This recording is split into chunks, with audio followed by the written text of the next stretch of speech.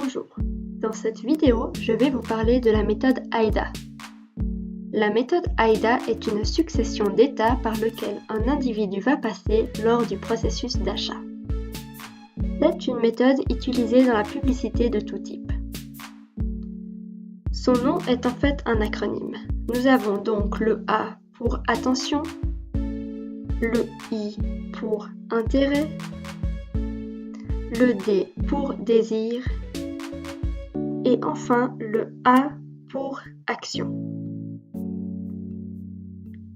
La méthode AIDA a été inventée par Lewis en 1898. Elle est rendue plus populaire par Edward Song en 1925. Je vais maintenant vous expliquer chaque lettre individuellement. Pour illustrer mes propos théoriques, j'ai décidé d'utiliser une publicité de la compagnie aérienne EasyJet. Nous allons donc voir la théorie, puis nous mettrons en pratique les connaissances acquises à l'aide de cette publicité. Commençons par le A. Le A représente capter l'attention. Il faut donc ici attirer l'œil du potentiel client, éveiller sa curiosité. Sur une publicité imprimée, nous pouvons imaginer plusieurs solutions, comme utiliser une couleur flash, écrire avec une police de grande taille, ou encore utiliser une image originale. Prenons maintenant notre exemple. Ici, le mot « vadrouillophile » est utilisé pour attirer l'attention. Ce néologisme éveille la curiosité de l'individu qui le lit. Comme ce mot lui est inconnu, il a envie d'en savoir plus sur la publicité. Passons à la lettre suivante. Le I veut dire susciter l'intérêt. Ici, il s'agit d'encourager le client à s'intéresser à notre produit. Le client doit se sentir ciblé et comprendre que la publicité lui est adressée. Reprenons notre exemple. Dans sa publicité, EasyJet cible ses clients grâce à une petite phrase qui met un pied dans toutes les villes d'Europe. Nous voyons donc que la publicité s'adresse à des personnes qui veulent découvrir l'Europe. L'image renforce aussi le public ciblé. Nous voyons deux jeunes personnes, donc nous pouvons imaginer l'âge du public cible. Continuons avec la lettre D, qui représente provoquer le désir. Ici, nous partons dans l'émotionnel. Le but est de faire naître l'envie chez le client. Le désir est ce qui va pousser le client à acheter. Sur notre exemple, ce qui provoque l'envie est la photo choisie comme arrière-plan. Nous voyons deux jeunes personnes qui ont l'air totalement épanouies. Ils sont heureux et décontractés.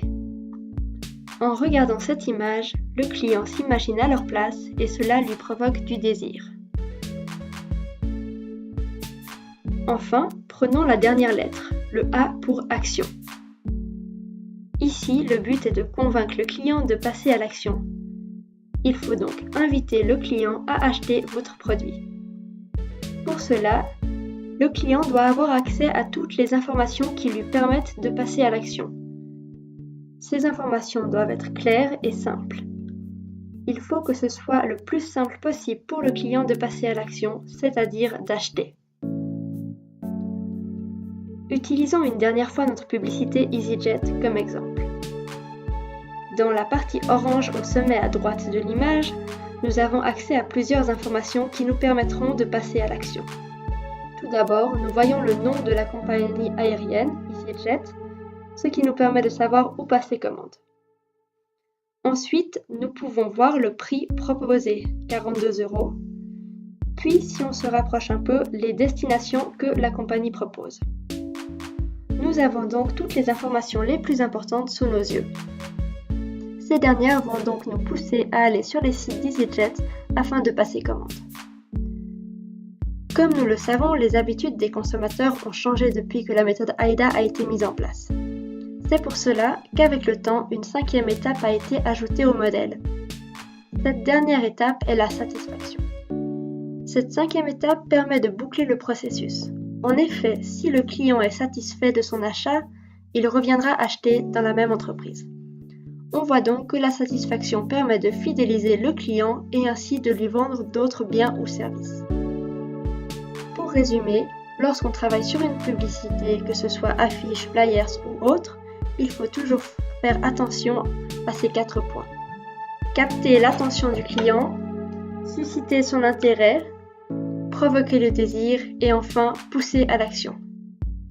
Je vous remercie de votre attention.